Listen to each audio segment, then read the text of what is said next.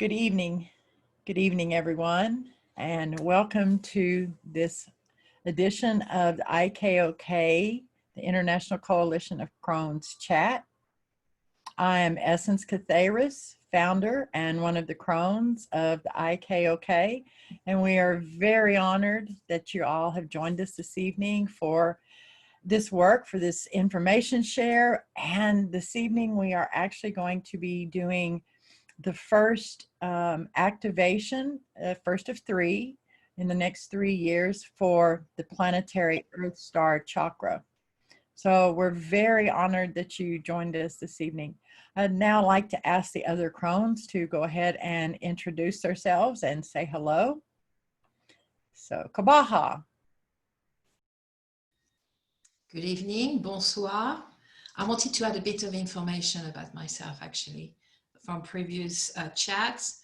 I was born in France, spent about 23 years of my life there, around Paris, then moved to England, to the south of England, stayed there for about 27 years, and here I am in northern Arizona. I moved there last year.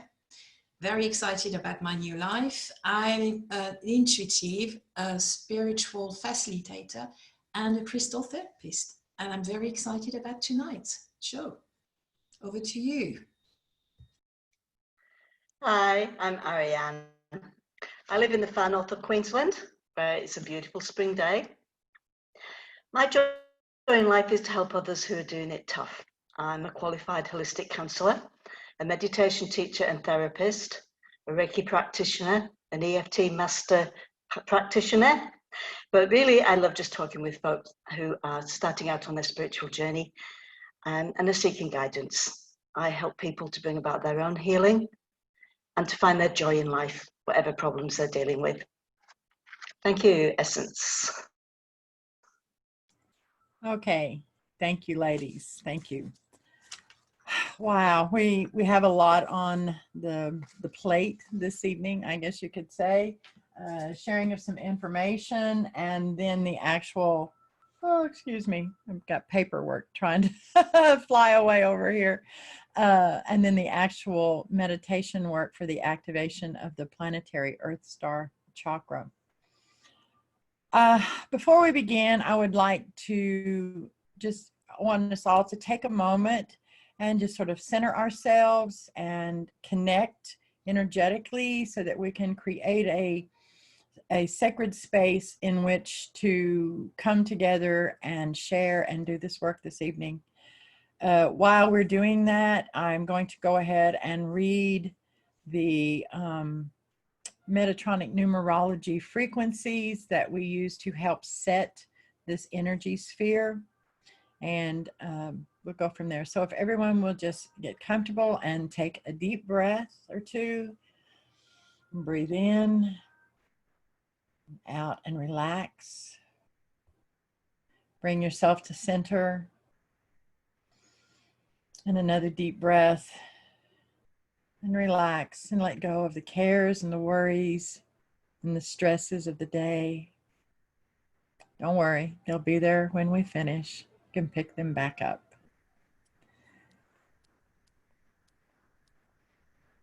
The first frequency, I am keyword phrase, I'm going to read is that of the 2266 dual frequency. We call this the heart of the IKoK. I am the master of divine balance. Through the remembrance of the singing of the sacred cosmic song of self, I ignite creation of new realities. I am that which balances, rebalances, and heals. The next one is what we call the Four Cornerstones, the work of the IKoK. It is the 2277 dual frequency. I am the form of the sacred structure of collective reality known through the awakened divine rational mind. I build reality upon the foundation whose cornerstones are honor, integrity, responsibility, and expansion of sacred perspective.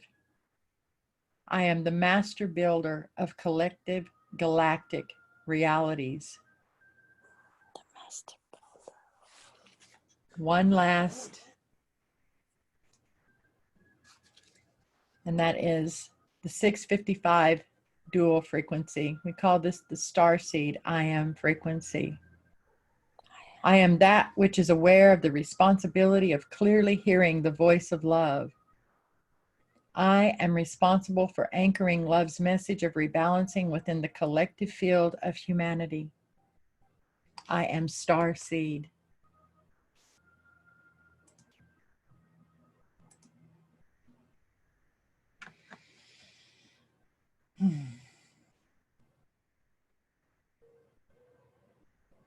Thank you all. Okay. I want to begin with, okay, maybe maybe can we get you to mute your microphone? We're having some issues with some noise there. And I don't know why we can't seem to mute your microphone. Let me just check real quick. Okay, I'm going to let the other Krones maybe deal with that while we get started. Okay, this evening, the big work, the main work this evening, although we do have information to share, is the activation of the initial activation of the planetary soul star chakra. This activation is the first of 3 annual activations during the years of 2020, 2021, and 2022. After which the transpersonal planetary earth star chakra will be fully activated. There's a lot of work, activation work going on of energy points and different things for the next 20 years. We talked about this in the last chat, I believe it was. If you want a little more information on that, you can check that. That was the on August 21st, the Dragon's Gate work we did. Okay. So real quick, what is the transpersonal planetary earth star chakra? What is it about, and where is its energy center located on planet Earth? All right, so I'm just going to read these notes real quick because we can move faster that way. Just as your individual transpersonal earth star chakra is a vital energy connection center, allowing you as the individual you are to connect to Earth more deeply and stay grounded in physical reality while exploring the higher frequency dimensional realm reality experiences, so too is the transpersonal planetary earth star chakra a vital energy connection center that allows for a deeper connection and clearer communications link of each human to the collective conscious mind of humanity. The transpersonal planetary earth star chakra grounds us as the individual consciousness we are to the collective conscious mind and synchronizes our reality with the reality of the collective. It does this by creating a clear communications link with the collective conscious mind of humanity. What transpires then is we, as the individual we are, comes into a deeper understanding of what it means to be a conscious participant in a collective conscious mind. And we understand in a way not possible without this connection that sets the benefit of the collective as a priority above what benefits the individual alone. This is where we learn to exist beyond the controls of personal ego that feed emotions that lead to disharmonious behaviors that create global structural issues such as greed, power, and control of others that benefit only the individual within our global society. Beyond that, it is a vital and necessary component in humanity beginning to create and deepen its connection to our galactic family as we embark upon the work of moving into the stage of consciousness evolution that will eventually take us into being a galactic space wayfaring species. So that's a, pretty basic description of what the planetary earth star chakra is and what it's about. Okay. there'll be more information when we get to towards the end of the information section of this. I will share the frequencies that are specific to this particular activation and the planetary Earth star, and they're specific to this first initial activation. This does not mean that they will necessarily be the same frequencies in the years to come, in the next 2 activations before this is completed, but they are for this year. So where is this? Where is the planetary Earth star chakra physically located on the planet? Okay. The transpersonal planetary Earth star chakra is located just outside of, and approximately, well, let's see, the transpersonal planetary Earth star chakra is located approximately 50 miles west of Springfield, Missouri, in a little town, or just outside of a small town known as Sarcoxie, Missouri. So that is where the actual location is. I want to state here that this coming Friday on the 11th, we will be doing the second of 3 activations of the planetary soul star chakra. If we did the first one on was for September 11th in 2019, so that Friday will be the second of the 3 there. If you have not participated or done that work, working with the planetary soul star chakra activation, you can actually find that on our YouTube channel under that title, the video. And I do suggest you do it because, and the other thing too, and we will be working with this more right here. I want to mention that we do have, the IKoK does have a Facebook group where we do more work. We're really just getting started there, but it's beginning to grow, and the work there, because we're going to be assisting and helping those people who have not already activated their personal and began working with their personal, what are known as transpersonal chakras. And the first 3 that are so necessary right now for the individuals and this collective are the soul star, the earth star, and the zeal chakras. So you're more than welcome to find us on Facebook if you want to join that group and be a part of that work. Just want to let you know.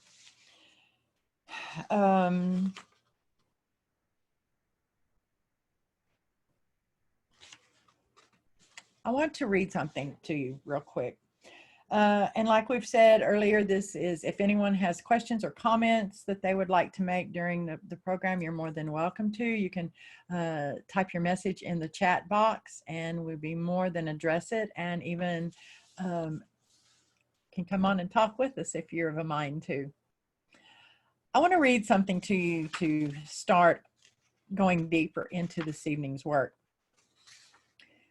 What I'm about to read to you is something that I wrote on June 2nd of 2019. It's a piece of information that goes in a book I'm writing, a book that is what I call my loosely call my multidimensional semi-autobiography.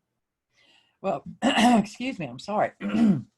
Approximately 2 or 3 days before this meeting to do this work, the original handwritten copy appeared in my notes. If you knew what my notes were, my pile of papers, okay, it just appeared. Let's put it that way.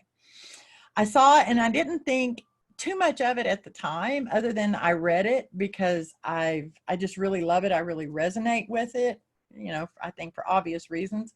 Like I said, it's a part of, you know, part of who I am in my journey. But then just yesterday when I was talking with the other 2 Krones, when we were doing some finalizing preparation for today's work, I was rifling through my papers again, looking for something, and it popped up again. And when it did, it was like one of those aha moments that we all have from time to time. And I was like, oh my gosh, this is so relevant. This is now. You know, here all this time I thought it was just for this book, and this others, but it's about this. So I'm going to read it, and I think you'll really understand. But the other reason I'm reading it now is also, once again, to strengthen the energy sphere that we've created to do this sacred work within. Okay, so I'm going to read this to you now. I titled this "Leaping into the Great Void, Where the Journey Began." As we stood there on the precipice of the great void, looking out over the immense expanse of time and space, preparing to depart and go our separate ways, an energy of melancholy attempted to overtake me. In that moment, I felt a sense of despair and loneliness as I have not ever experienced before or since. "How will I ever find you again?" I asked. I needed to know. If I were to go, I needed to take with me a seed of hope, that spark that would ignite into a flame and light my path in the darkness. I needed to be able to look deep within my darkest and most alone times and know beyond doubt we would not be lost from each other for all eternity. I knew I could endure immeasurable amounts of despair and loneliness only if hope was planted within my being, and I would be able to light my path no matter how dim that spark of hope might become on this arduous journey that lay before me. Then, in the silence of my despair, the answer came. I shall always be found at that point on the path where exists stillness and silence. That point where the colors of dusk flow gently from the far distance and the fragrance of gardenia mingles with that of the night blooming jasmine. Here, and only here, shall you find me and know I have always been with you and always shall be. With that, those words of assurance, my heart was full, and we leapt from the precipice of the great void and flew into infinity.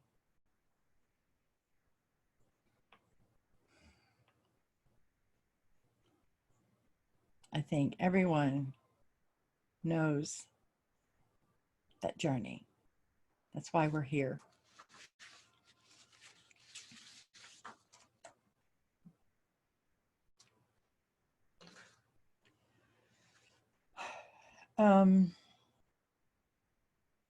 There's several messages that have come through to be shared since the last chat.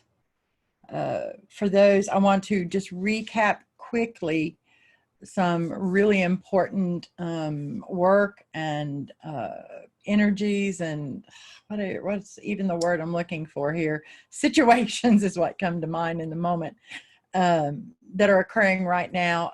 You can find more information on these if you haven't, been able to participate with us up until now on these. But the 777 days of tears that we've talked about, there's a lot of information in that, which is really let's see, let me find the correct word. I'm sorry, I apologize. Sort of a guide, a map guide, if you will, through this collective dark night of the soul that we're currently entering into. That 777 days of tears, and I don't have that in front of me, and I should have started, was it June 22nd? One of you other Krones, remember? Go ahead, Kabaha. July 22nd. July 22nd. Okay, 2020, and ends on September 7th, 2022. That's 777 days of tears, what we're calling that. There was a lot of information. Please go back and listen to that. If you haven't, that was related. Oh, don't get me to lying. So I'm just going to leave that there. You can find it on the YouTube channel. Okay. But a message that came through, and we're just going to flow through these messages because I want the other Krones have a lot of information they want to share too this evening. That's, relative to the work we're doing.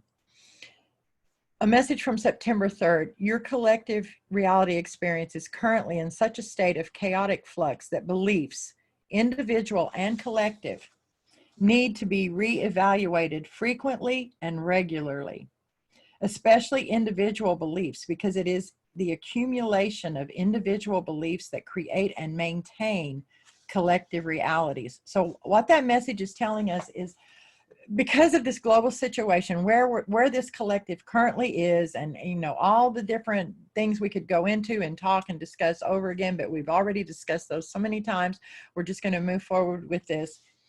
But right now, we all know that this collective is entering into this collective dark night of the soul. There's a lot going on with this virus and this global pandemic and all of this stuff that's occurring. And we really understand that in so many ways, we are actually, I'm not fond of the word battle, so I'm going to use tug of war, but we're actually truly at a point where we are making decisions as a collective as to what reality we're going to create for the next very extended period of time. I've talked about since last year that we're even coming up on this collective within the next 20 to, it varies, but 20 to 50 years, because remember, nothing is set in stone. This collective has a decision to make that's going to affect the reality, the collective reality that is experienced for the next 13,000 plus years. Okay, we're here for a very important reason at this time. So beliefs are changing so quickly because, just like this says, the current state of our current, the state of our current collective reality is in this state of flux, chaotic flux. I mean, everybody knows that. You can, you wake up one morning and the world looks one way. A few hours later, something is transpired and it looks, almost totally different. And it's just drama after drama after drama. And the beliefs are changing so rapidly. So please, please, pay attention to your thoughts, pay attention. We are creating this reality. And remember, those of us who are awakened, who are drawn together to do work such as this, are stepping up to take on a level of responsibility that we know we've been called to do, we know we've come here to do. And a part of that is to be brutally honest with ourselves at all times and always ready to let go of what no longer serves. Okay, I think that's very important. This information here can wait. This is a message from Navari that came in on the 5th. Navari is the Earth liaison for the Intergalactic Governance Board. She said, your collective is headed. I don't think any of this is anything that we all don't know already, but these aren't just messages. These are bits of information that our galactic family want us to know, that they understand and they realize what's going on and how they're interacting with us to be of assistance during this time. Your collective is headed for 0 point. That you find yourself in a free fall towards 0 point is no surprise. It is not a question of if anymore. You are within the midst of a great reset, a global restructuring of your society. The only question is what you as a collective will choose to experience as a reality, where you will head when you reach the full stop of 0 point. 0 point is where the next phase of your collective reality will be born, and you will begin anew. Okay.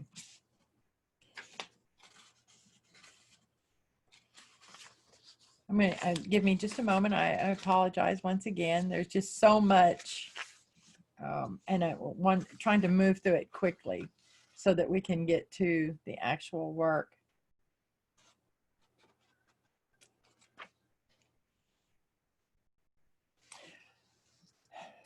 I think I'm going to turn this over to one of the other Krones. I'm going to let you two, which one of you feels that you need to. They always do this, just so that you all know, because you can't see. I'm just, they're doing this. Okay, just so everyone knows. Okay, I saw that. Ariane's doing, she's giving me this. Okay, just so y'all know. All right. So Ariane, you go first since you. Okay. Let's be right. Okay. All right. Hang on. Let me just, and I need to get my notes sorted out now. Okay. I'm going to talk right now about the animal medicine that's coming through for us at the moment. I have just heard that my internet connection is unstable, so I hope I haven't dropped out. Just have a quick check. Am I still here? I am, yes. Yeah, so far so good. Okay, thank you. All right, so how do you think in future years that historians are going to respond when they look back on this year, on 2020? What they're going to write in their history books? And what are the children of the future going to be taught about this period in linear time? Is this year going to be remembered as the period in human history that we just about destroyed ourselves? Is it going to be a time where humans managed to get pulled under by fake news, egotistical politicians overstepping what they were elected to protect, fear and panic over a virus driving humanity into insanity? Or is it going to be remembered as a time when humanity finally stood up and not with fear, violence, or overreaction turned things around? Is 2020 going to be remembered as a time where we recognized that we're working through a collective karmic imbalance and that we have the opportunity to release and correct the misuse that caused that imbalance in the first place? Just as we as individuals have to work through our karmic imbalance, so too does the collective consciousness of humanity. The imbalance that the collective is having to deal with at this time was first occurred during the time of Atlantis. The verbal histories tell us of the downfall of Atlantis and the reasons why it happened, and these reasons are the origin of the imbalance that we're clearing right now. We can't move forward until this karmic imbalance is cleared. But we don't have to do it alone. We do have help. The animal kingdom has been coming forward. They are inhabitants of this planet just as we are, and what we as humans do directly affects them too. So they are sharing their wisdom in the hope that we will listen, that we will take note and act before it's too late. And this week, we're receiving the wisdom of muskrat. The karmic imbalance that we, the collective consciousness of humanity, are working to release is to do with the misuse of technology and the manipulation of human DNA. Muskrat obviously isn't directly involved with technology or with DNA manipulation, but he is involved with using resources wisely and with purpose. Human technology is a resource that's being misused. And we run a very real risk of sliding back into the very thing that caused this karmic imbalance in the first place. We are wasting resources at an unprecedented rate. We're chasing after illusion and misdirection. We're being emotionally manipulated by media and by those we put in a position of trust. We're fighting battles with energy that should be directed in a different way. Muskrat is very involved with avoiding wastage of resources. For the benefit of his home and his family, he will recycle, he'll repurpose things that have been discarded by others. He teaches us to use our resources wisely. He's asking us to look at where we waste our resources, not only on a global level, but more on a personal level, an emotional and energetic level. Are we using our time and our personal energy wisely? Or not? We need to look at our lives, at where we direct our energy, our personal energy. And if we find we need to change direction to basically repurpose that energy that we're putting out into the world, and we need to make those changes in order to conserve our shining light, our vibration, our loving energy, and no longer allow ourselves to be depleted into the fear and anger that's so prevalent right now, then we can draw upon muskrat energy. to help us move through these emotional times. We need to be able to swim through these emotional waters calmly and with purpose, and not to be discouraged. We need to repurpose the energy that we've spent chasing down rabbit holes filled with anger. With the collective consciousness of humanity entering into its dark night of the soul, we're being asked to look at many things, and reviewing and repurposing your energy use is just one of the things that Muskrat can help us with.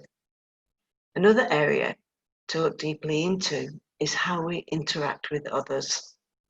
Muskrat knows how to get along well with other species, and he's showing us that we should have a good look at how we interact with others, how we view those who have differences to what we hold and believe in. Differences in skin colour, hair, size, fitness level, age, sex, knowledge, religion, political views, ethnicity, the makeup we use, our style of dress, the list goes on and on and on. The differences held between people are many, and a lot of that wasted energy is spent in pointing out these differences, of using these differences as a means of disrespect, of fear and anger. And we will not move forward until we, as individuals and as the collective, can recognise these differences and treat them with honour, respect and celebration of humanity's diversity.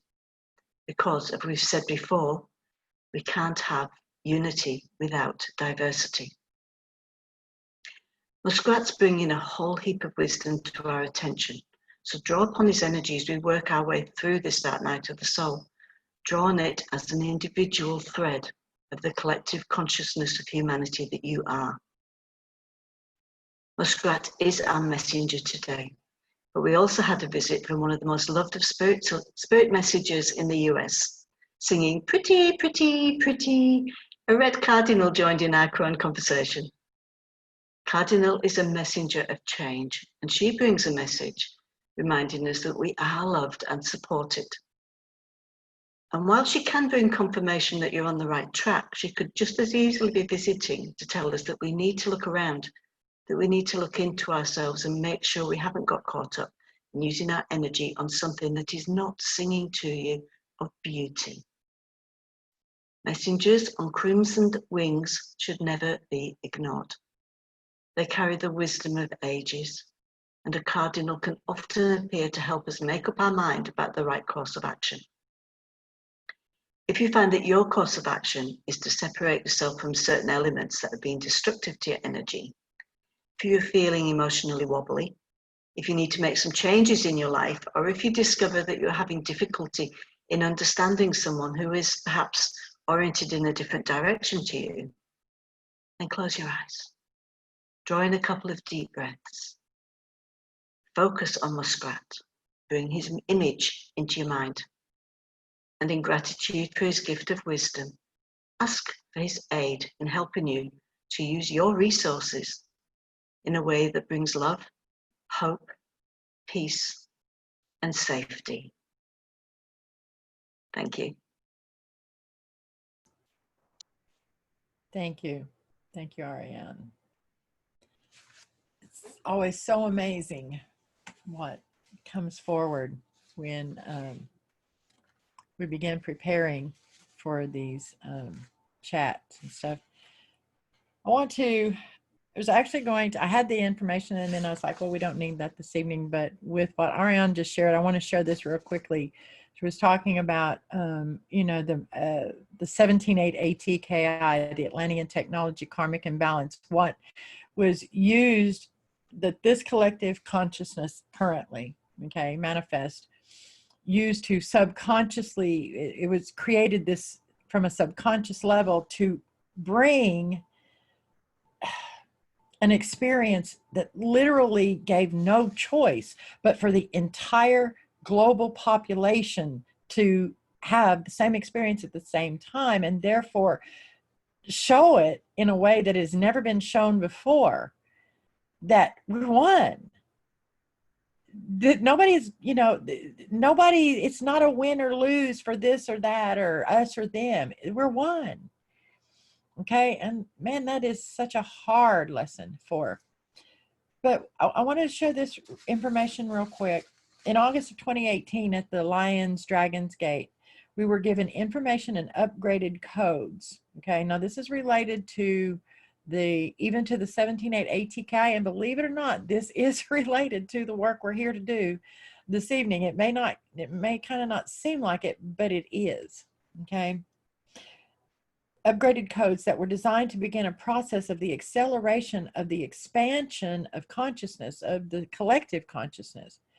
These codes, or light frequencies, okay, were specific to certain chromosomes in their human DNA and to the human mitochondrial DNA. Now, the mitochondrial DNA, for those of you may not be familiar with that term, is the DNA specific to the mother, comes down from the mother through the entire, can be traced all the way back to the first female human. Okay, it literally says we're all one. I don't even know how else to say that. Anyway, these light codes were specific to certain, to certain chromosomes of human DNA and to the human mitochondrial DNA. Let's see if we can't mute that. Okay, all right, thank you. Known as multidimensional gene therapy, the four specific chromosomes listed were the 8th, the 11th, the 16th, and the 22nd. All right. In that report, I wrote the following explanation of this. Okay, now think about this. All right, let's see if we can't get that fixed before we go any further. So whoever just joined us, if you could mute your phone, we would appreciate it, or your device. There we go. Thank you very much. We appreciate it. I know, just we're glad you joined us. We're very glad you joined us. Thank you for that. Okay, so in that report, I wrote the following. The multidimensional gene therapy associated with these updated codes will begin affecting, most specifically, the evolution of the human brain, related to physical size, cognitive abilities, consciousness expansion, spiritual genetics, and future spiritual frequency generations.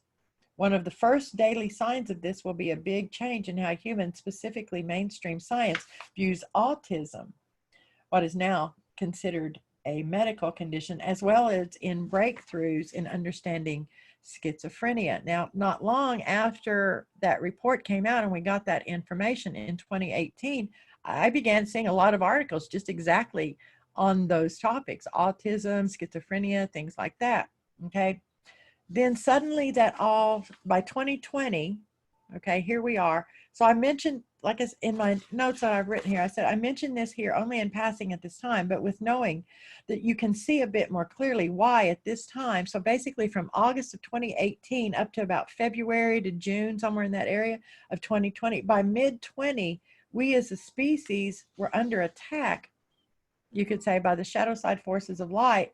And it was the 8th chromosome of our DNA that's specifically being targeted.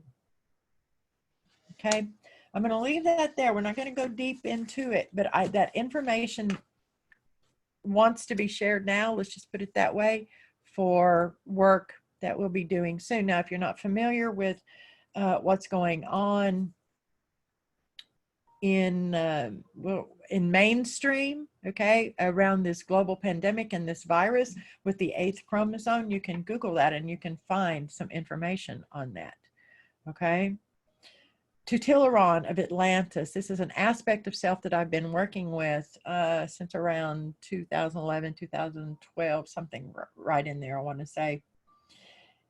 He brought a message today, actually. I think it was maybe yesterday. Yeah. He said, you are not here. Now, this is related to that 17.8 ATKI, Atlantean Technology Karmic Imbalance, that Ariane mentioned, okay? That is what we're dealing with. Now, this is a collective karmic imbalance that we have to clear as a collective, All right. It's not an individual. We all have individual, karmic imbalances that we have to deal with in our own personal journeys, but a collective consciousness is an individualized consciousness, just on a much larger scale. We'll just say it that way for simplicity's sake. Tutilaron says, you're not here now meant to abandon Atlantean technology. And he's talking here relating to, and we'll be doing some more of this work later on, okay, in the months to come. He's talking here, giving us some information because of this fear that exists currently in this collective around technology. It's not a fear that's unfounded, okay, because we're even dealing with it right now, and it's part of this collective karmic imbalance and part of this collective dark night of the soul. That's why this is relative here. He said, know this, let's see, you are here now to perfect, once again, Atlantean technology and to use it ethically and morally. Know this, the proper ethical and moral correct use of Atlantean technology is a must, for it is a vital and necessary component in humanity attaining the ability to travel among the stars and become a galactic space traveling species, equals with other galactic traveling family. Furthermore, fear of Atlantean technology, especially the alchemical synthesis of technology, biology, and spirit, the very component necessary to attain galactic space travel, is understandable because of what transpired in the ancient Atlantean civilization surrounding the technology. But the human species cannot become a galactic wayfaring civilization without it. Where your species currently exists at in your collective reality experience is a direct result of the unresolved issues of misuse and abuse of Atlantean technology within your last collective civilization incarnation. This is exactly why the results of the known to you as the 17.8 ATKI are now playing out within your current collective reality. The resulting energetic manifestation of the damage done with Atlantean technology in your last collective physical incarnation must be dealt with, rectified, rebalanced, resolved, restructured, released, and reactivated in proper form before you collectively can and will attain the ability to travel physically galactically. Unfortunately, as the situation currently stands, you, as the reincarnation of your last collective incarnation as the Atlantean civilization, find yourself repeating the same folly. And at the exact juncture point in your technological abilities, as where the destruction of Atlantis began. Here, where you currently exist, you either resolve this or once again perish as an advancing civilization and fall back into another dark age of consciousness, where you will once again begin the arduous journey of reawakening as a collective to the point you now currently stand, and once again face and deal with the 17.8 ATKI. He said, it is true that outside forces, both terrestrial and non-terrestrial, are in play as actors in the outcome of your species' current civilization. They always have been. But the human species is not a victim, never has been. That is a galactic ploy to commandeer your sovereignty and powers of creation. When you, the human species, finally come to understand that just as your species is diverse in differences, yet is still one, is but a microcosm of the macrocosm, and finally recognizes that in the same way as humans are all one species, so too are all galactic species one species with diversities and differences in appearances and genetics, then will humans begin to understand, and future spiritual... What did I get lost? I'm sorry, my apologies.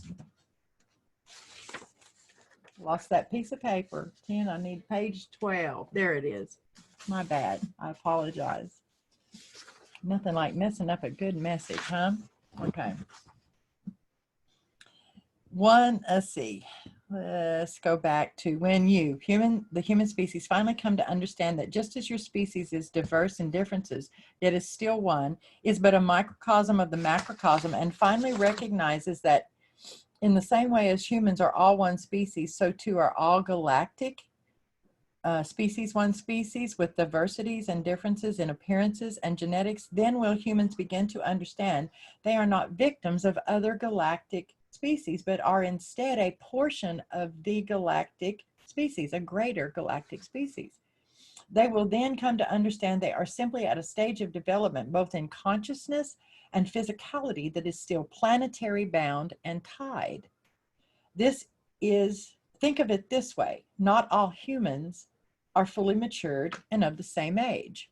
Some are infants, some are toddlers, some are adolescents, some adult, and some geriatric. This is the same within the galactic species we speak of. Okay.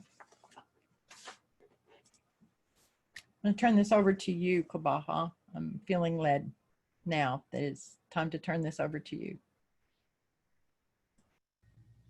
Thank you, Essence. I know tonight is about the activation of the planetary Earth Star Chakra, but I now would like to talk about the Earth Star Chakra, also known as the Super Root Chakra, but more on an individual level.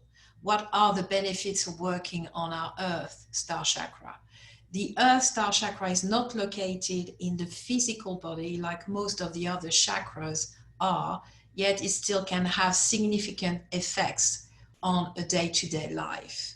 This chakra is located about 12 inches below the feet in the etheric or non-physical body. Its most important features are its rooting and grounding properties. While it will seem like the root chakra itself already handled this, the Earth Star Chakra goes a step further to be the anchor of the whole chakra system, especially of those 7 main chakras. The Earth Star Chakra connects one's personal energy to the greater earthly and universal energies. It's the chakra of oneness, which is connected to the earth, the collective consciousness of humanity. This connection allows for feelings of grounding, stability, and well-being. This chakra also helps to manage our energies by dispelling negative energy and channeling positive energy from the earth. As a conduit for this positive energy, the Earth Star Chakra helps foster feelings of connection with the earth, the ability to stay present in day-to-day tasks and routines, and a sense of being rooted in something greater than oneself, which is beneficial for self-awareness and clear thinking. Some believe it connects us to past lives. It represents our anchor for both the physical and the spiritual world. It is a dark brown or black in color. As you work to balance, heal, and activate your Earth Star Chakra, you are completing powerful clearing and healing work for humanity and for the earth, as well as for your own life. When your Earth Star Chakra is activated, it will bring you into close communion with the magic, healing, and sacred energy of the earth. The higher you reach in the divine and spiritual realms above, the more important and necessary it is for you to anchor your energy deep into the earth. When your Earth Star Chakra is clear and balanced, you are able to be clear and balanced in your daily life. You are able to highly function in physical reality while you are anchoring the light vibrations of the higher realms into physical form. So, how to activate our Earth Star Chakra? Well, meditation is one of the most effective ways to connect with the Earth Star Chakra. But first, it is necessary that the 7 main chakras are aligned in preparation for this work. And what I'm going to do tomorrow, I'm going to share the same information in a post on the page, on the IKoK page and the group, and I'll give you as well a link, 2 links in fact. One to help you to align the the 7 main chakras, it would be a link of high frequency video from YouTube, okay? And the other one is more connected to the actual meditation. So begin by sitting in a comfortable position. I'm giving you more directions there. Take 3-5 deep breaths to bring yourself in the moment. Imagine a cord of energy coming from the sky, going through your body, connecting each of your chakras, finally connecting to your Earth Star Chakra, which rests about 12 inches below the bottoms of your feet. Then imagine the cord going through each layer of the Earth until it reaches the core. Imagine this cord anchoring into the core of the Earth. So as I mentioned, if you wish to listen to high frequency during meditation or having it playing as you go about daily activities, it will help you to open the chakra, deepen your connection to the Earth, and assist in releasing anxiety. Now, the other way of doing it is earthing. Earthing is direct contact with the Earth, depending on the time of the year. Standing outside barefoot may not be something you enjoy doing all year round. While standing outdoors barefoot is ideal. Standing barefoot on the ground floor of your home or taking a walk outdoors are effective alternatives. Whether you are taking a walk or standing tall, begin by setting the intention to connect deeply to the Earth. Take 40 breaths and bring your focus to the bottoms of your feet. Feel each foot as it touches the ground and deepen your connection. Now, crystals is an important part too you can use.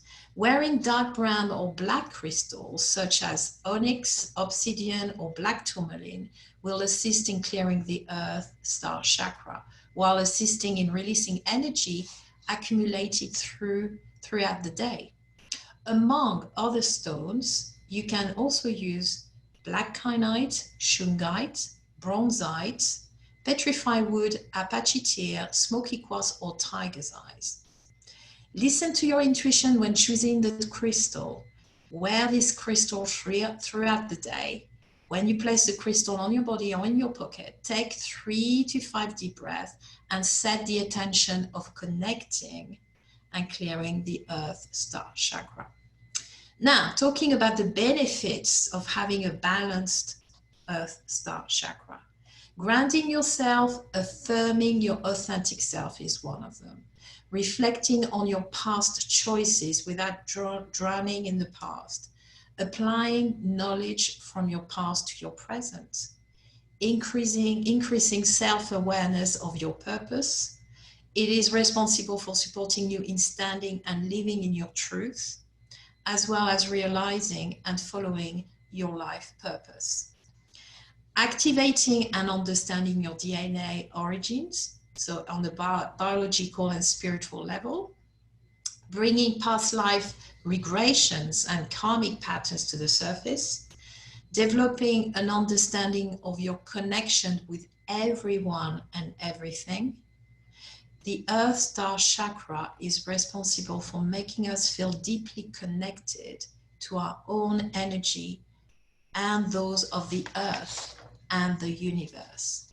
When balanced, this chakra connects the etheric body to the physical world, creating security for the soul to fully express itself.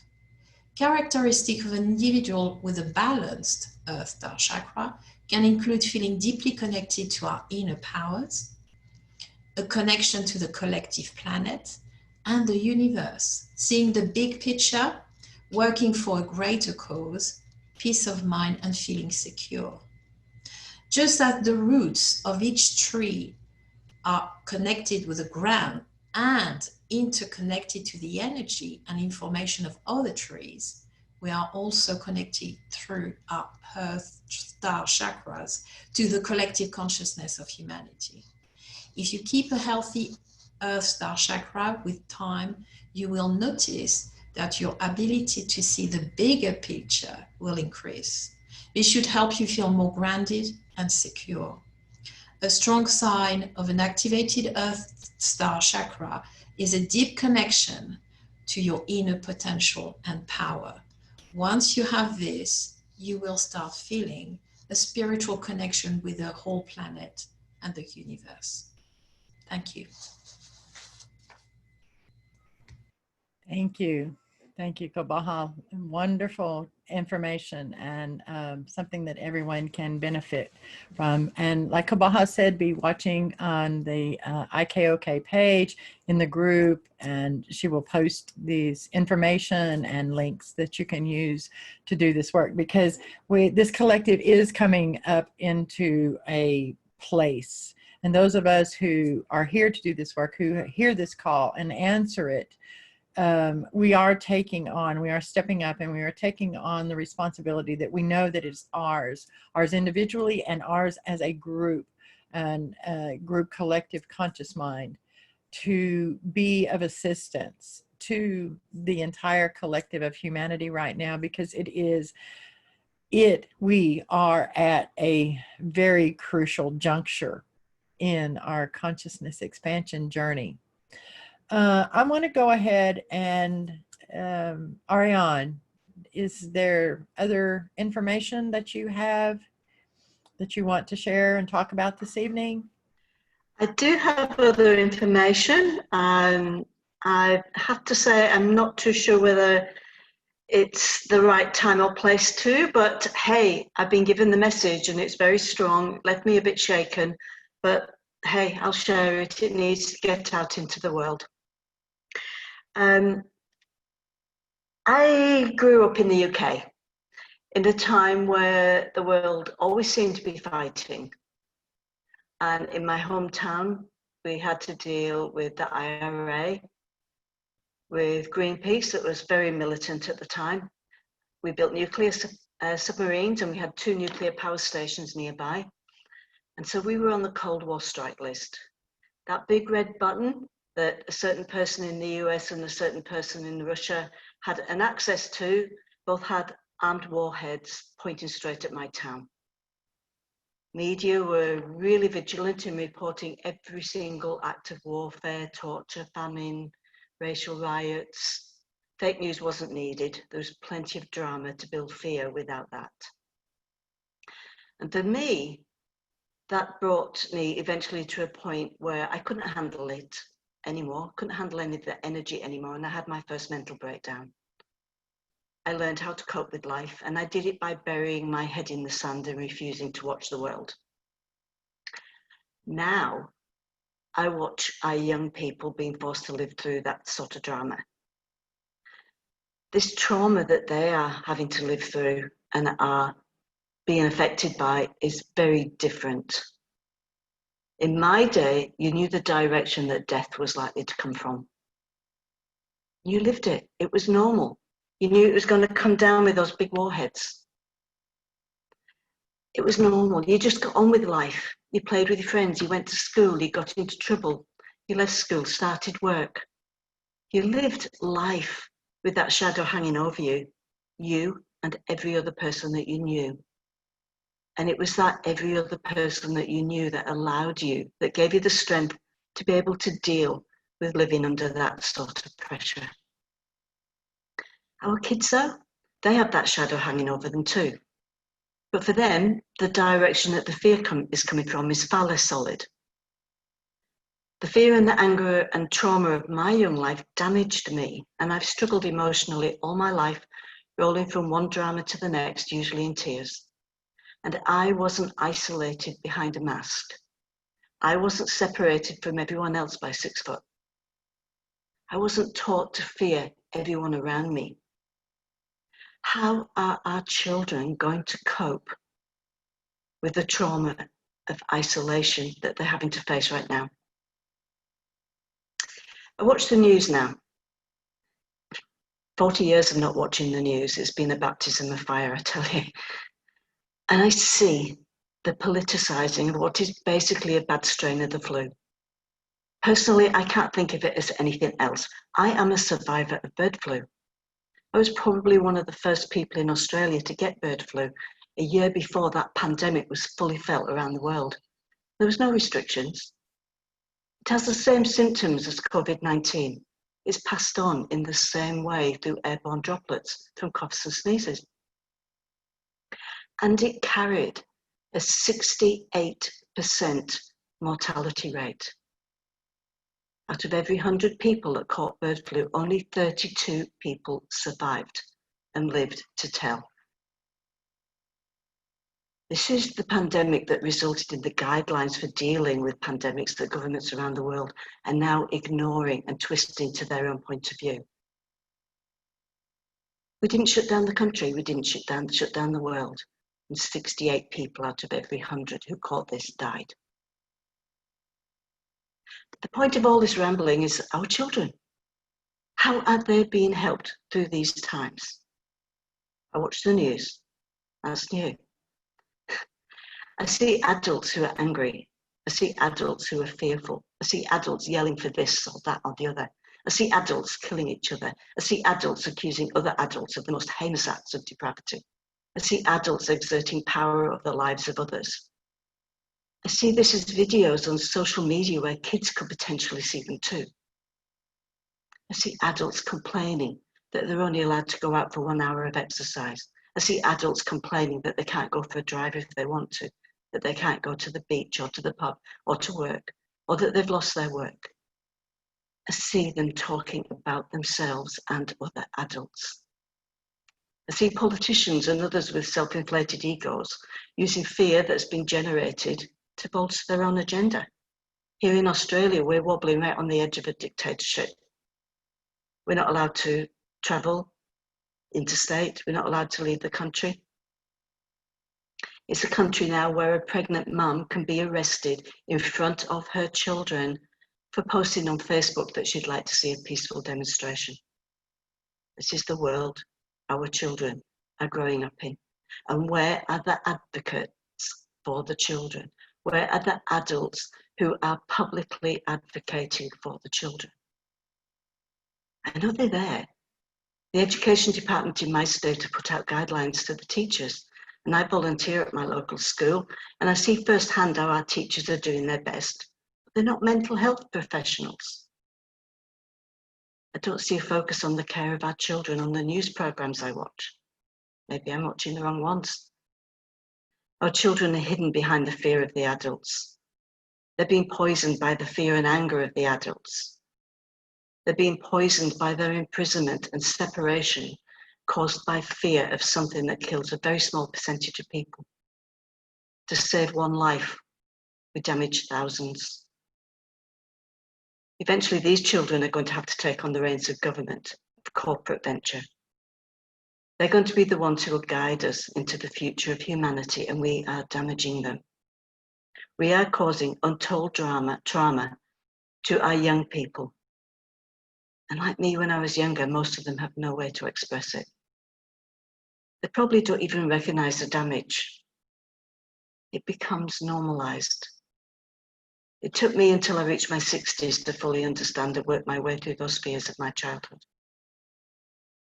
We are here, we're working for a better future, but we focus on the wrong things. Our children and their children and their children's children are our future, and we don't even recognize how much we're hurting them with our fears and our anger. I know of people who don't only consider their children's welfare or their children's children even. Every decision, every interaction considers as a priority the welfare of the children of these people to the 7th generation.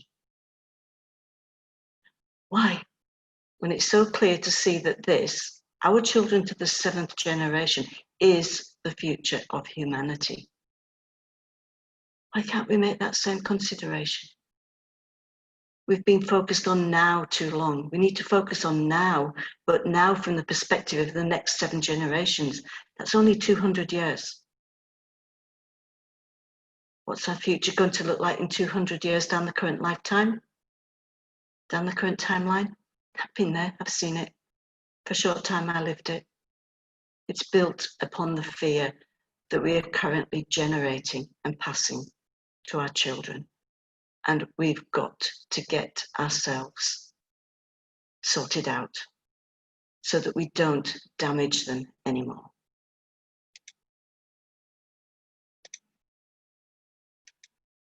Thank you. Thank you, Ariane. Told you I wasn't sure whether to share that or not. I don't know. I think what you shared, no, I know what you shared is something that we all know and needs to be said. It needs to be said because we see everything from the adult's point of view and not from the point of view of where our future is going. And that future has to be in the care, the mental health care of the very people who are going to take over from us, the ones who are going to have to mop up this mess, our kids. Right. Burbled out. Well, thank you very much. It's very much appreciated. And I personally believe it was a hard but wonderful message. So thank you. Thank you. I honor that.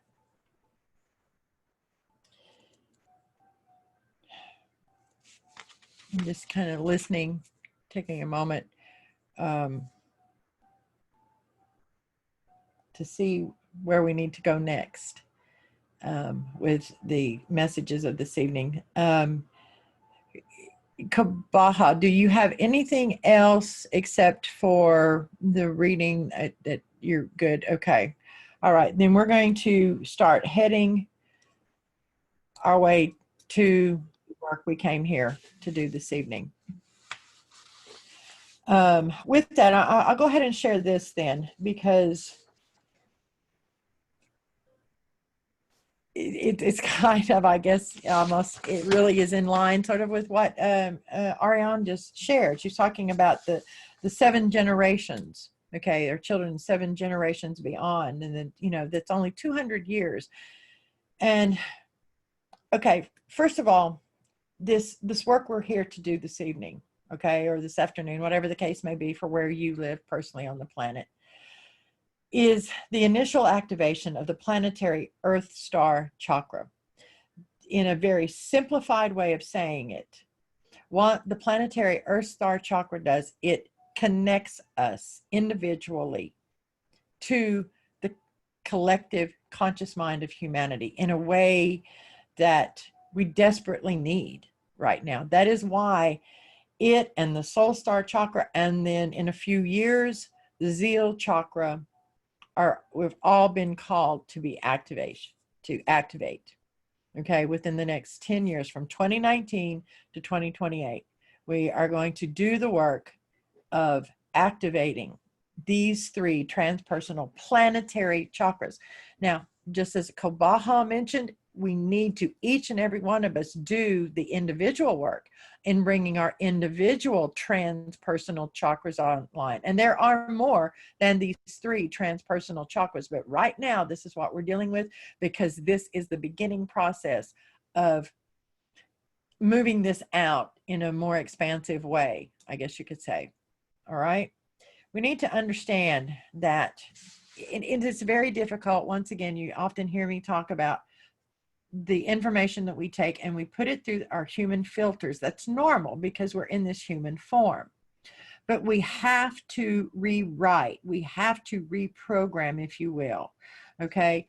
I call it our default mindset, to stop being one, just about the individual we are. Don't get me wrong. I'm not saying that the individual we are isn't important. It is. But that work has to come to a point where it is completed, or at least near completion. Okay. We have to, each of us individually, get to a place where we go, okay, I've finally got myself sorted out enough that I am now strong enough and ready enough to move forward and take on more responsibility for assisting the collective, because this collective is in dire need. That's the bottom line. And this Starseed, that's what we came here to do. All right. You know, so let's just kind of cut to the chase. All right.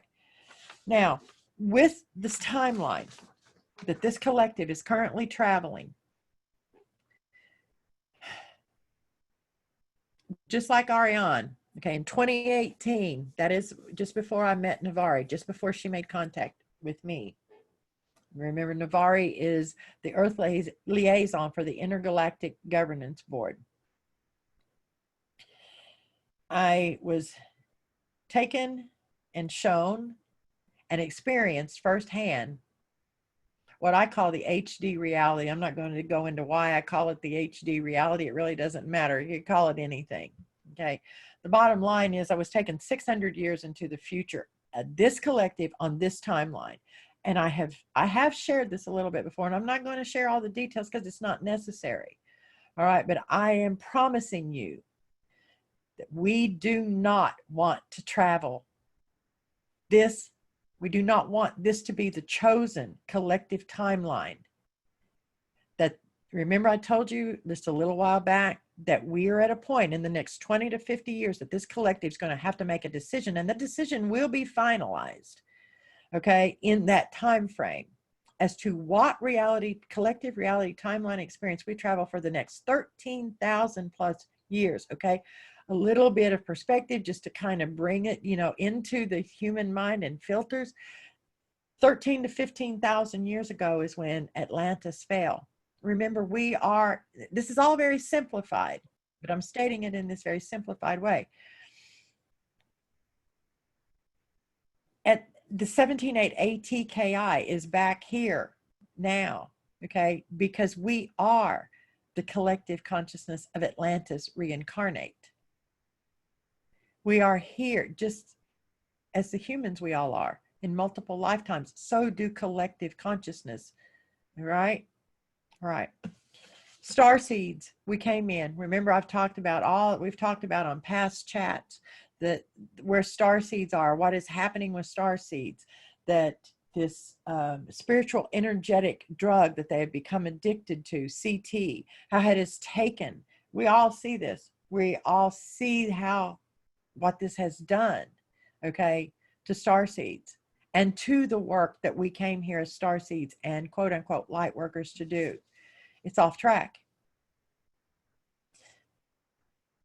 Where we're at now, unless there is a major change, and don't get me wrong, it can always happen. There is a possibility. Is the probability high? Not right now. It's not. No, I'll just be honest. It's not.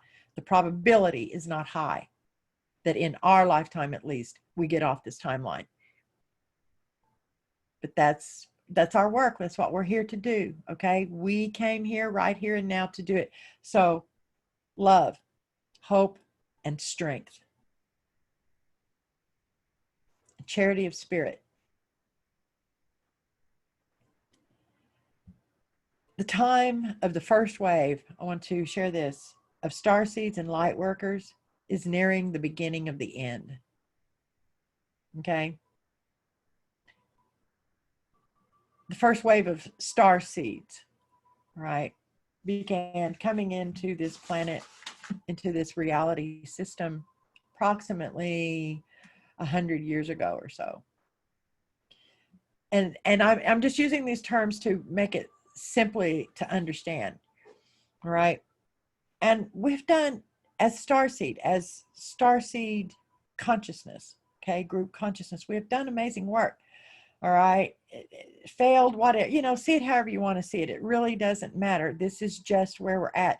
I shared something, actually, someone who just followed, we just met through IKoK, a lady shared it, and I'm trying to remember, excuse me, exactly how it was stated, but it was something to the effect that there comes a point when you have to stop living. How did that go? Living as, let me find that real quick. Hey, if you give me just a second. Oh, and of course I just shut that down. But it was about living how you want things to be and start living how they actually are. In other words, being realistic. There comes a point where we have to be realistic. I'm going to find that. Give me just one moment. I'm over here clicking on trying to get to the IKoK page to find that, to read to you real quick. Oh, come on. All right, here we go. It says, and don't you just know?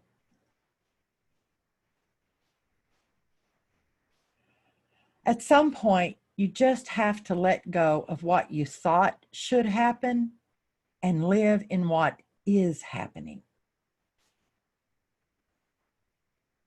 That's where we're at. Okay? Now, that's not a doomsday thing. Okay? It's just being realistic, and that's our work. That's what we're here to do. All right? We're going to keep doing our work, but I want to read you. So the time of the first wave of starseeds and light workers is nearing the beginning of the end. We need to understand that the work we do, because as humans, okay, as starseed camouflaged in human form, is how I say it, we have a tendency to, once again, put everything through the human filters. That's normal and natural because we're in human form. All right? And therefore, everything we look at, everything we view, we're like, oh, okay, well, let's do this so that 20 days from now, or 6 months from now, the world's going to be beautiful. That would be wonderful. I'm all for it. If we can do it, let's do it. But is that realistic? No, it's not. We have to be realistic. We have to understand this is about the collective. It's not about us individually, any of us individually. We are here. Starseeds, we are a collective. We need to understand that the work we do today, in this now moment, on this memory point of the fabric of space-time, may not be so much for our current times and generations, but may be more directly for the benefit of the next or the second wave of starseeds who will begin entering into Earth and humanity's energy field in approximately 200 years. There's no need for melancholy or regret in this knowledge. It does not mean our work is completed. It simply means life moves on and evolution occurs in all things. For those of us who know ourselves as starseed and are light worker, our work on Earth continues. It continues here for as long as we are incarnate in this human form. We will be back, but we will be back in a new form, in the energy of a new day and time. Whether that day and time looks the same, worse, or better than it does right now is a matter that will be decided by this collective. It will be decided by the choices this collective is currently making and will continue to make in the next 20 to 50 years. So to me, we have to be realistic. We have to understand, and we have to accept it's okay. It's okay, but continue the work. Do not lose hope. Remember what I read, that leap from the void, off of the precipice into infinity. That's us. That's us.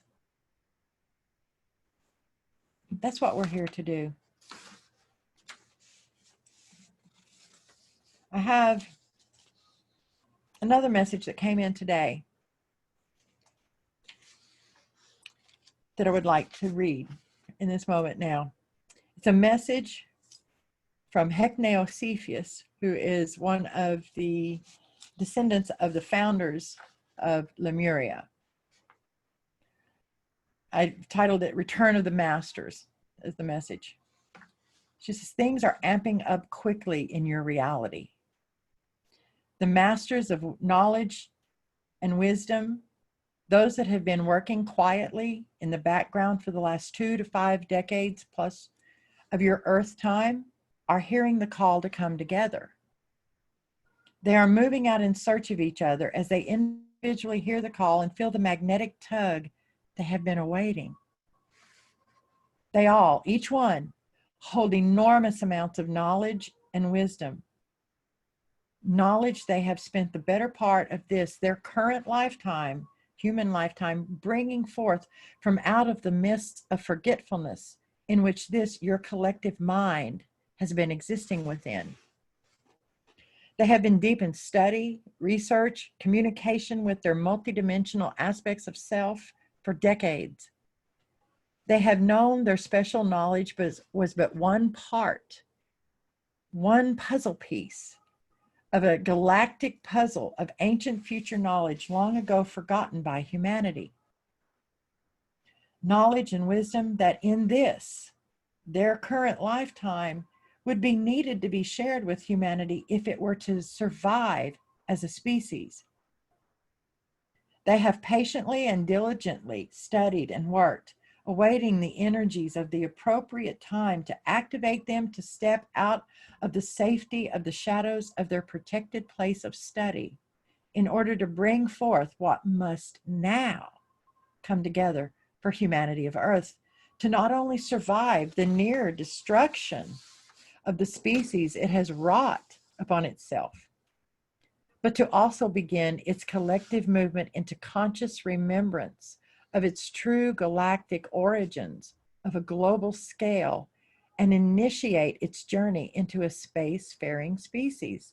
That time is now. That time of the return of the masters has begun. So we can take hope in that. Okay, we can understand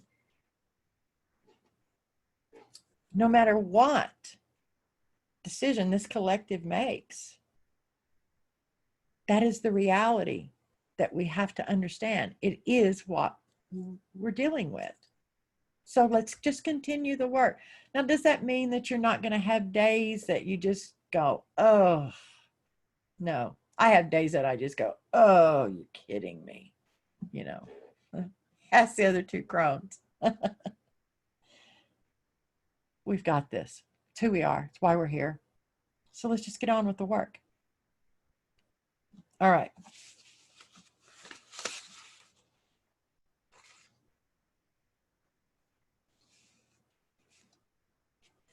Okay, quickly.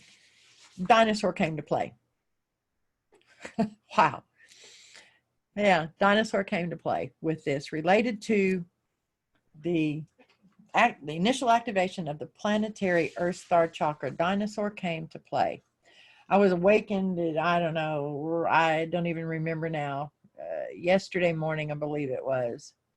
I don't even remember if it was yesterday or this morning, to be honest. Okay, dinosaur. I'm like, wow, okay, that's interesting. So let's look at it. Dinosaur totem and medicine. So dinosaur came to play. Why? Dinosaur is bringing us information and assistance to move through what we are currently dealing with on a global scale. It's related to many things, but especially related to the Magellanic magnetic field alignment our galaxy is currently moving into. Now, I'm not going to go into a lot of detail about that right now because it's extensive and it does take a while. But this, let's just put it this way. This alignment with the Magellanic magnetic field is with our galaxy, okay? Indirectly, our solar system and therefore Earth and humanity are affected, but it's with our galaxy. And it's an alignment that lasts about 2 million years. Remember, it's not one human lifetime. We're going galactic. We're going multidimensional. The last time we were in, our galaxy was in this alignment with the Magellanic magnetic field, dinosaurs were just coming on the scene on Earth. It's a long time. Okay. But what this alignment does, how many of you have been hearing in the last 2 to 3 years, especially, magnetic this, magnetic that, the magnetic field, magnetic. How many times a day do you hear that word? Okay. The Magellanic magnetic field is a major propulsion force for massive, not just global change, but galactic change. Because remember, our little global story here is just one little piece of a much larger galactic story. All right. So many things. So what's dinosaur related to? Many things, but especially the Magellanic magnetic field. The last time our galaxy, dinosaurs. Okay, so let me explain dinosaur a bit. Dinosaurs are keepers of knowledge and wisdom of and creators and guides of old paradigm magnetic ley lines. They help us access knowledge from deep within, not only Earth's most ancient Akashic fields, but also within extremely ancient galactic Akashic fields. In many ways, dinosaurs and their energy is very much like dragons and dragon energy. The major difference is dragons are guardians and access guides of ancient future knowledge understood by the rational mind, and dinosaurs are not so much guardians, but more assistants. They assist in leading us to ancient earth knowledge understood not by the rational mind or thought processes, but more of a primordial, instinctual survival knowledge, an emotional, non-rational process and mode of understanding. The reptilian brain, that fight or flight process of understanding. They do this by showing us where to start and how to follow the energetic magnetic ley lines created by the migration pathways they traveled on this planet for literally millions of years. So dinosaur came to play, and guess what? He brought his distant cousin alligator. Yeah, I know. I was even going, really? What is this all about? But then I stopped and I listened, and I began hearing alligators' ancestors were alive during the days dinosaurs roamed Earth and are basically unchanged since those times on Earth. I did research and I saw there are 5, and I still can't remember the 5th one, but there are 5 animals on the planet currently that existed when dinosaurs roamed, and they're basically unchanged. Alligators and crocodiles, that's actually 1, okay, because they're the same family. Chickens, who knew? Chickens. All right. Crab, sharks, and I wish I could remember the 5th, but I can't, so we're not going to worry about it. So alligator totem and medicine brings. Okay, now overlay this on what we're currently dealing with on a global scale. All right. Remember the Magellanic magnetic field alignment, which is a major propulsion force, a magnetic tug, okay, for massive galactic change. When there's galactic change, there's global change, okay, in consciousness. Okay, survival of extreme and difficult change and growth. Wow, okay. Fierce adaptability. Primal creation energy. Protection of deeply buried knowledge. Enhanced survival instinct for self and offspring. What Ariane was talking about. Alligators assist in moving towards our destiny, destiny meaning what we came here to do. Now remember, this is dinosaur and alligator, same, okay? Reminds us to be our true, genuine self. Teaches us not to fake who we are just to fit in, but to instead stand up and uphold our truth and our principles. Teaches us it's okay to not always be nice. Sometimes the truth hurts. It hurts when it's not something others want to hear. It teaches us that sometimes we have to, and we have every right to, back people off when they're trying to force us into a mold of their making, a mold that is not for the benefit of us and all others. Often alligators' appearance is showing us that there's a hidden danger nearby. We need to pay attention. Alligator assists with massive change, movement outside of our comfort zone, movement out of toxic situations, and assisting and asserting our independence and seizing opportunity. Alligator teaches and places emphasis on the health of our spirit. For the health of our spirit is responsible for the creation and maintaining of our emotional, mental, and physical strength. Alligator teaches us how to create a strong survival instinct and how to rely on it. Alligator safeguards secrets and teaches us how and when it is time to pass on ancient knowledge and wisdom, and when it's time to keep that knowledge secret and protect it. Alligator also knows how, when, and where to safely bury wisdom for safekeeping, and will guard it with its life. Think of how female alligators bury their eggs and protect them with force when necessary. Alligator teaches us how to recognize antiquated beliefs and easily discard them when it is time, thus allowing for new perspectives, beliefs, and knowledge to come in. Remember when Navari told us earlier on, a few days ago? Frequently and regularly check your belief systems. Beliefs may need to go, they may need to be reevaluated, okay? Right now, because this collective's mind, okay, and therefore the reality that is being created, because remember, individual beliefs, the accumulation of individual beliefs are what create and maintain collective realities.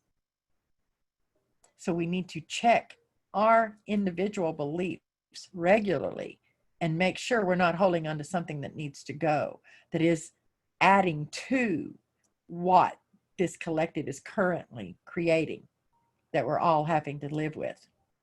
Alligator teaches us how to not fear massive global scale change and how to not fight this level of change, but to glide smoothly into it and through it. Alligator and dinosaur.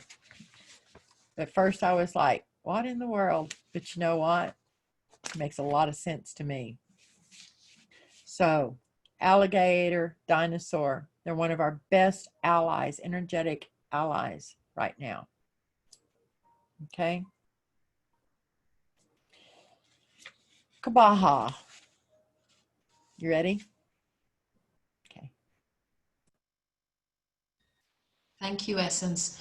Okay, well, this week I was guided not to choose one oracle deck, but 3. So what I'm going to do, I'm going to pull one card from each deck. I'm not going to look at them because otherwise my mind is going to go into different directions. Well, I checked the second one and the third one. So what I'm going to do, I'll show you the decks, draw the card, put it on one side, and then we'll look at them. And hopefully we're going to have something quite unbelievable. Usually we do. Okay, the first deck I'm going to use is, I can see my picture now, is the Sacred Earth Oracle. Okay, I feel drawn to use that one, so I'm going to use that one first.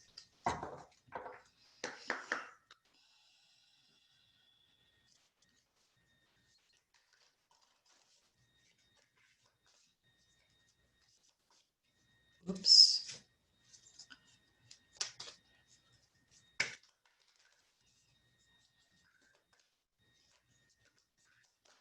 Oh, well, here we go.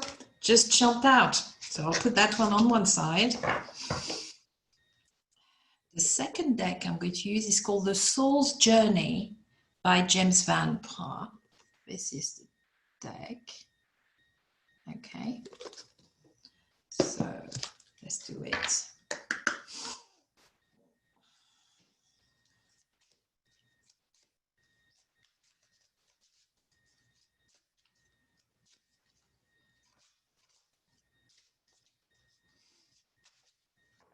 Go.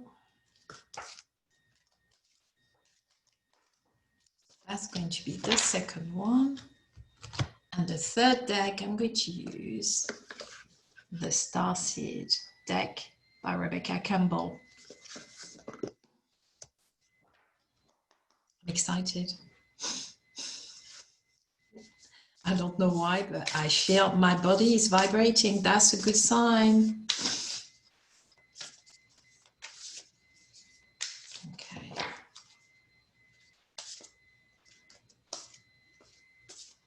And that's the third one. Okay.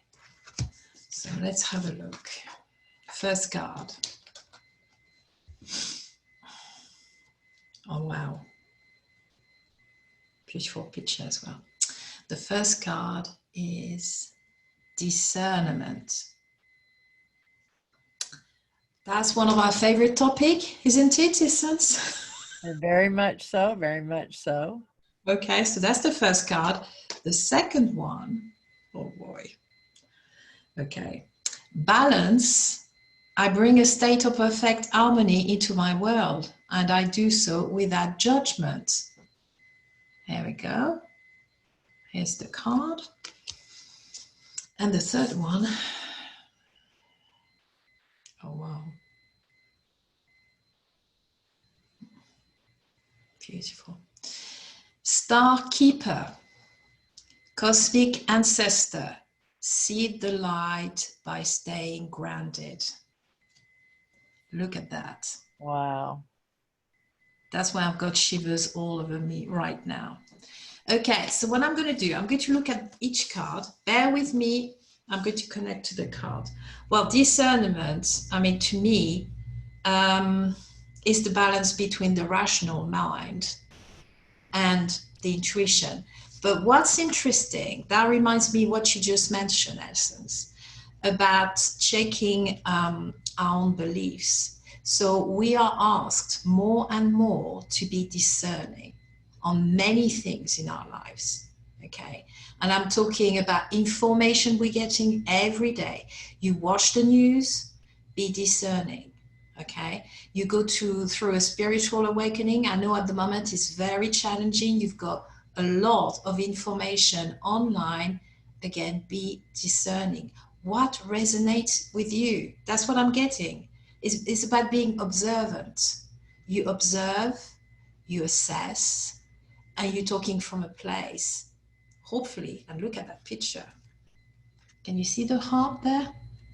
That's where it should be coming from, okay? I know it's not easy. I totally get it, but we've had that message, the Krones, for quite a while now. More and more, we are required to be more and more discerning. That's why we're doing it. Yeah, the other message I'm getting as well is more for people. I know some people are not going to like me, but that's fine. Welcome to my world. I'm going to say it anyway. Okay, especially the starseeds who have a tendency at the moment to fall into the trap of conspiracy theory. That's another message for you guys, okay? When you share information, use your discernment, okay? Think hard and just look at it and think, does it really resonate, or I share the information just for the sensational side of it? That's one of the strong messages as well, you know, in there. Yeah. Yeah, being observant as well, and different. There is an element there as well, I've noticed, and I'm sure some of you will or have. In social media, you know, the number of time every day for different topics, we have fights. I'm talking about two camps fighting, okay? Not observing, not looking at people's, you know, different point of view, okay? Doesn't mean that you've got an opinion. We've got all an opinion, which is good. You know, we need to stand our truth as well. But what I'm saying is, by being more discerning, you will be able, because at the end of the day, it's about self-awareness. You're going to be able maybe to connect more to someone else's opinion. Doesn't mean you'll accept it, but you'll see the other side. And it's so required at the moment. So required. Okay, that's the first card I'm getting. But I'm hearing that charity of spirit. Yeah, true. Yeah, absolutely. And look, I mean, those two are going well together. Well, they're all three going well together. But to find that balance, that balance, you know, between the rational mind and the intuition. The balance there is more. I know we've been talking about it. It's so important at the moment, going through a major storm. Let's face it. You know, we just entered the collective dark night of the soul, and it's not easy. You know, even for me, who's someone who have rituals every day, trying to stay balanced. Oh boy, it's going like that, and the message there is very much to be careful, stay balanced, stay grounded, have a good physical health if you can, emotionally, mentally balanced, and spiritually as well. You know, now we know the physical and the spiritual, they're not separated. So if we want, as Starseed, to do a good work, good job, okay, what we're meant to do here and now, we need to be in that place of balance. Okay? Now, that's beautiful. Look at that picture. I mean, that says it all. Starkeeper, cosmic ancestors, seed the light by staying grounded. I mean, to me, that is about anchoring the light. That's part of our work, okay? And the work as well is to help the collective consciousness of humanity to go through that major shift and to facilitate the recognition about the collective consciousness of humanity's power, okay, voice, inner voice as well, and the self, recognizing the self. It's an important part of the work we need to do, not well individually partly, but as Essence mentioned, we need to work more on the level where we're going to help the collective consciousness of humanity to create that new reality and move forward, okay?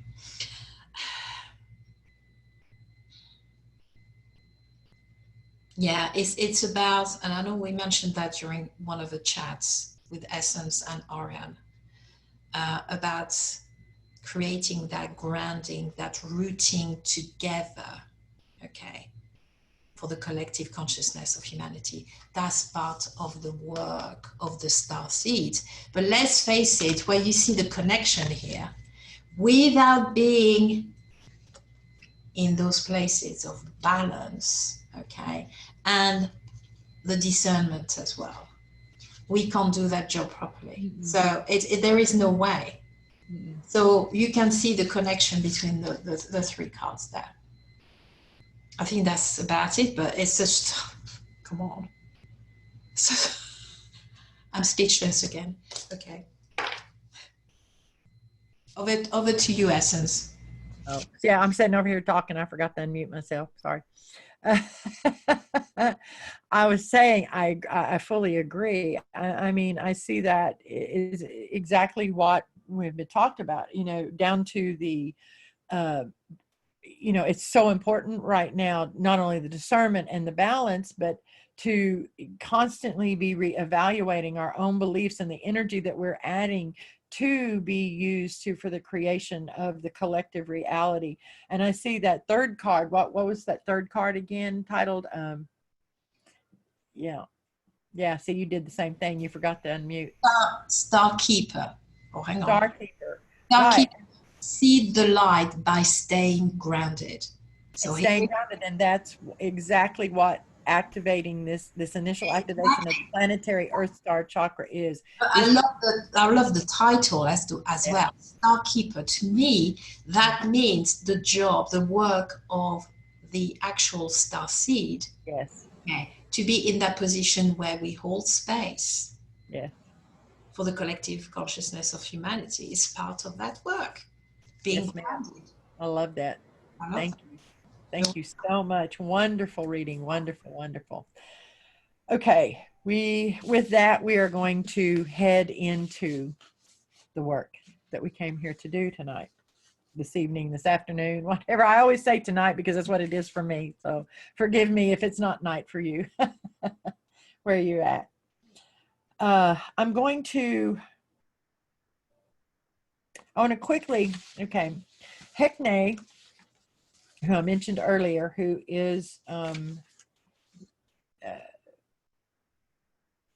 she's one descendant of the founders of Lemuria, what are known as the founders of Lemuria. She is a big part of, and basically in a very real sense, leading this work this evening.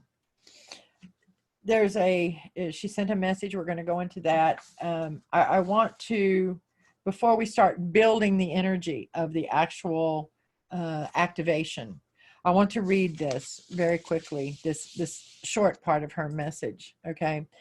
Participating in this work adds potential, what we're getting ready to do, okay?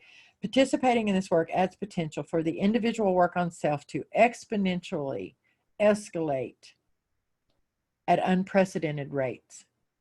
Yet, even so, you must apply yourself and commit to the goal of accelerated consciousness expansion of self for this to manifest. No, not doing so, in other words, not focusing on the work on self after being exposed to the increased frequencies you will enter into during this collective group work, could, it's not a will, it's a could, create disruptive and or uncomfortable dramas in your earthly life. This is so because exposure to frequencies, as you will experience during this work, create momentum for release of old paradigm energies that are no longer harmonious with the evolutionary path. This and subsequent related energy grid point activations will activate within your current reality experience and system. Okay. And I'm sharing that simply, that is not a, oh, beware type thing. I simply feel that it is only right, since she actually gave us this message, for anyone who might not, who is like, oh, I just can't take any more of my life, or think it. In other words, if you don't feel like you need to be a part of this right now, then, go ahead and, not. And it's okay. No one's offended, or anything else. I just feel like that is the right thing to do, in letting everyone know that being a part of this work this evening and subsequent work that we will be doing on these other activations does hold the potential for exponentially escalating your personal consciousness expansion journey. And if you already feel it's going fast enough and you just, I don't know how else to say that. Okay, so with that stated, what we're going to do, all right, everyone go ahead and find a comfortable position. Let's get ready to begin the process. I'm going to begin by, and I'll be honest, I do not know the exact journey we're going to be taking this evening, so we'll all be surprised as we journey. But I do want to share, I'm going to begin by sharing the I am keyword phrases for the frequencies specific to this work this evening. These were calculated using information about places that are relevant, such as Sarcoxy, Missouri, where I told you is near the point of the actual point on the planet where the planetary soul star chakra is located, and other information, just so that you know. So with that, let's take a deep breath and bring ourselves to center. I would like for everyone to take one more deep breath. Inhale and exhale deeply and relax. And I would like for you, within your inner vision, to visualize that all of us here in this live chat, all of those who will be joining us in no time, no space, and all galactic family that are a part of this work, we now visualize ourselves standing within circle with. And now that we are standing in circle, I would like for each of us to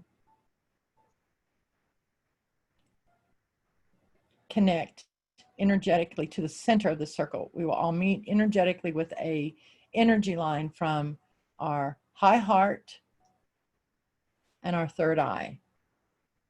And they will all meet in the center of this circle we have created. Take just a few moments for that connection to be made and strengthened.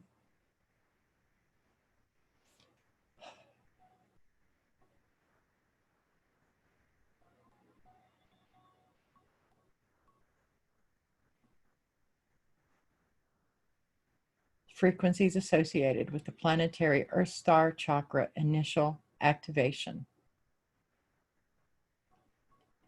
I am the illusion of physical reality illumined through spiritual revelation and epiphany. This is the 811 dual. This frequency shows us our collective consciousness, consciously agreed upon reality, is an illusion we create and project in every moment. I am the illusion of physical reality, illumined through spiritual revelation and epiphany. 422. I am manifest form in service to spirit, and I lay the foundation upon which the sacred is built. 611. I am the illumined truth of spiritual responsibility, and I radiate this truth for all to behold. 822. I am secure physical reality, built upon a sacred structure whose blueprints are seen and known through spiritual vision. 744. I am self known to self. Through this knowing, metamorphosis of the collective reality is initiated. This is saying, first, the individual self comes to know itself as a part of the collective self. Once this occurs, the individual portions of the collective self synchronize and ground into a cohesive collective mind, and metamorphosis of the collective reality is initiated and begins in earnest.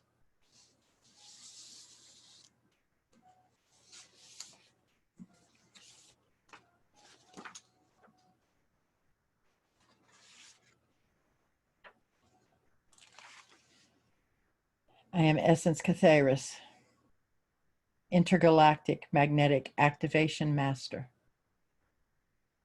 I am your guide for the sacred work of the initial activation of the planetary Earth Star Chakra.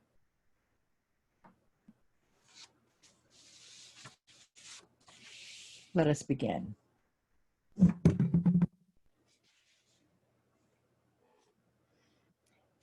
We are gathered here on this exact memory point on the fabric of space-time to initiate the seeding and eventual reactivation of an ancient future intergalactic energy grid point known to you as the planetary Earth Star Chakra. This is sacred work you have felt the call to attend, and you have answered the call. For this, you are honored. Please take a moment to feel into your ancient future Akashic field and look around with the vision of your fuller multidimensional consciousness, and remember in this moment who and what you truly are.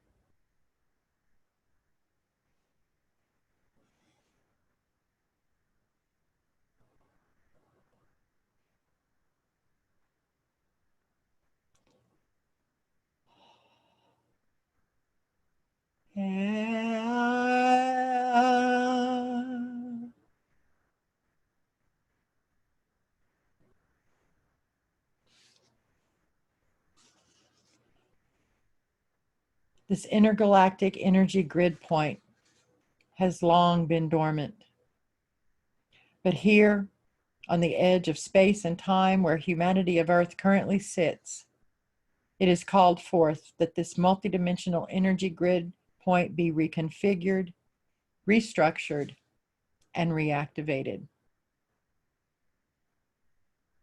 Your work today, our work today, our work in this now moment is to place and seat into position an energetic, sacred geometric form known to you as the small, stellated dodecahedron, also known as the 12-pointed star and or the double Merkabah. We sense that some are struggling to find within their inner vision this appropriate form. Do not concern yourself in this moment.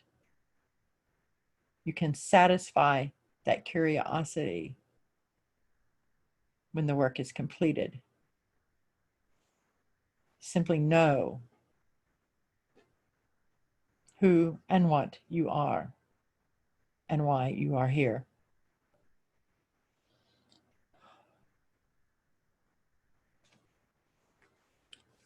This form, placed within this intergalactic energy grid point, when activated in proper frequency rate and synchronized in alignment with other specific planetary, galactic, and intergalactic energy grid points in proper sequence, will lead to the opening of ancient future interstellar gateways that have been shut down to access for humanity of Earth for extended periods of time, some for millennia.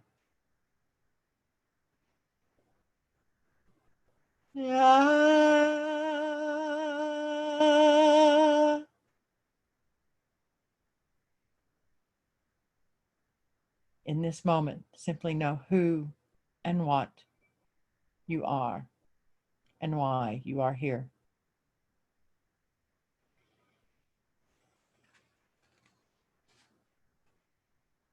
These gateways, once accessed, will open to allow into your collective reality experience frequency, light, and sound codes from multiple dimensional realities, including among them Shambhala, Lemuria, the founder civilization, the immortals of Earth, and other ancient future multidimensional realities you have yet to remember exist.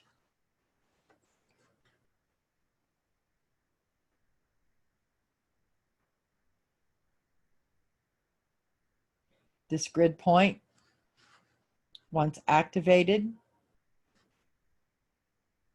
once fully activated in the year 2022 of your Earth timeline, will also assist with adjusting the intensity of the magnetic waves and influx of tachyon magnetic particle waves you are beginning to experience due to movement into alignment with the Magellanic magnetic field your galaxy is currently entering into.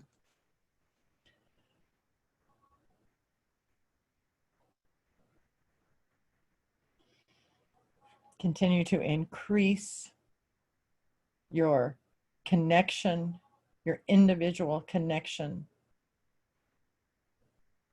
into the center of this circle of participants for this work from the point of your matrix grid you recognize as your high heart and your third eye.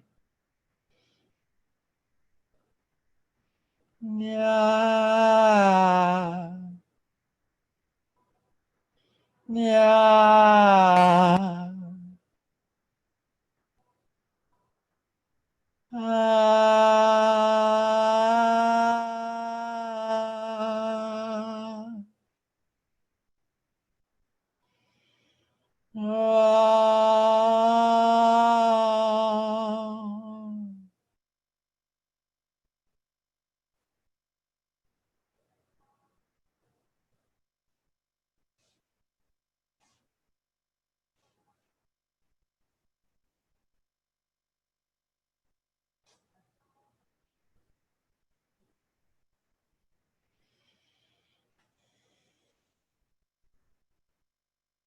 Simply exist in this moment, knowing who and what you are, why you are here.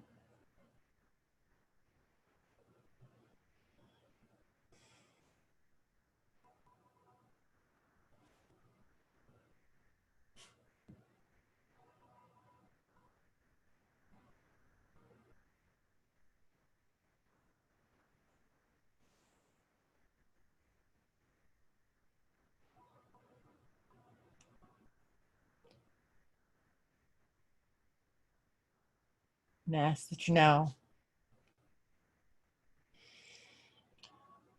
follow within your inner vision to the center of this circle connection, these energy cords that have all connected and synchronized and locked into synchronization in the center of this circle of beings in attendance participating in this work, as it now begins to emit an energy beam down, following its down,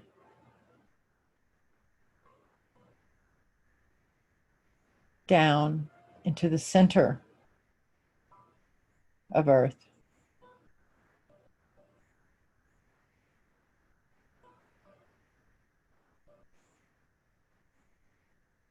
At the appointed location known on Earth at an approximate location of Sarcoxie, Missouri.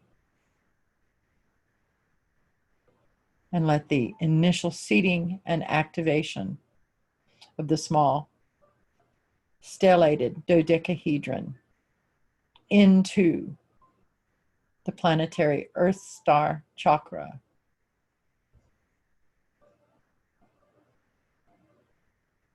be completed.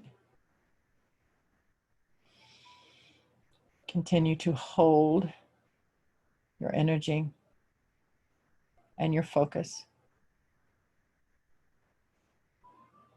in this moment. Know who and what you are and why you are here.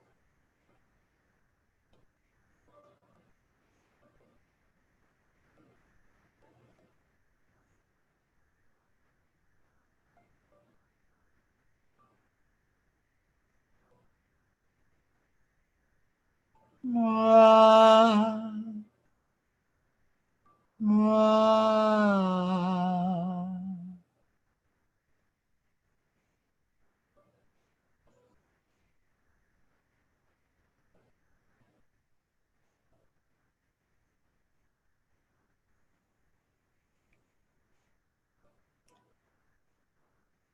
We thank each individual who has answered the call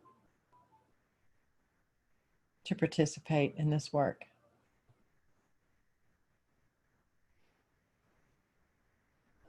We offer respect and honor.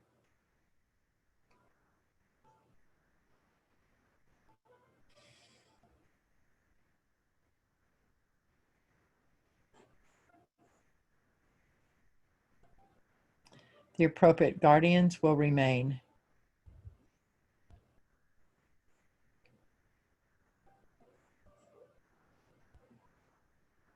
And to all Earth family, you may now begin your journey back into your current consciousness form.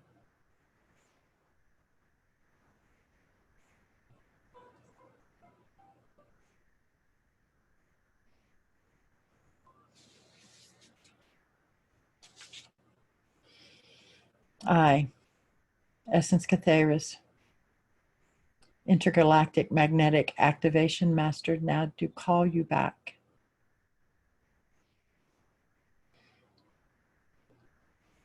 Simply begin to move your fingers ever so slowly, your feet, neck.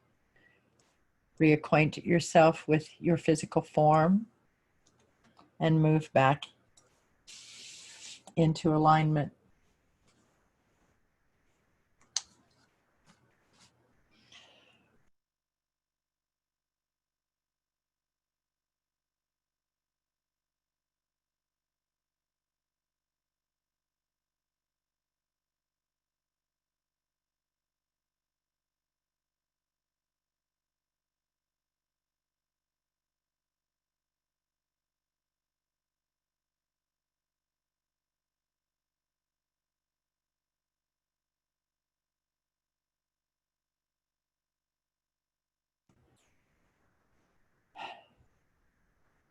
I want to thank everyone who participated and joined us live this evening for this sacred work. We're truly honored. We're going to momentarily end this chat. We will stay online after the recording for any who would like to share, talk, and visit for a bit. We will end on the sound of silence. But before we do, I would like to ask the other Krones to say their goodbyes.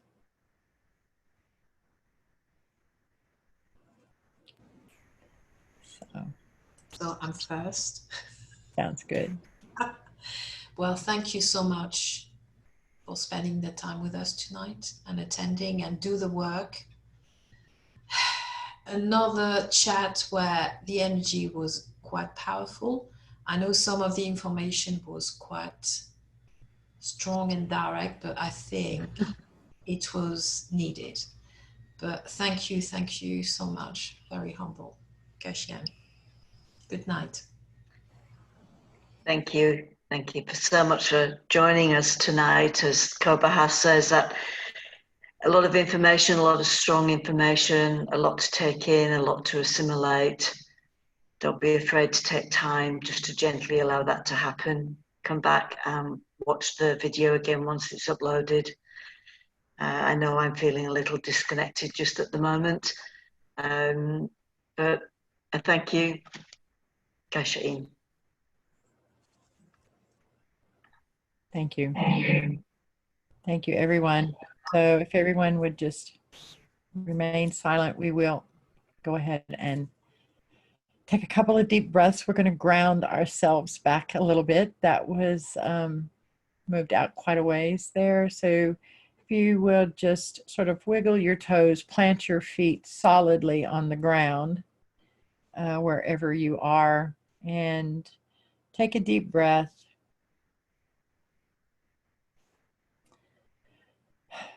Once again, we're very honored. Thank you very much. Kara unche anapau nagyan. The language of Lemuria, I am the ancient future, transitioning, immortal.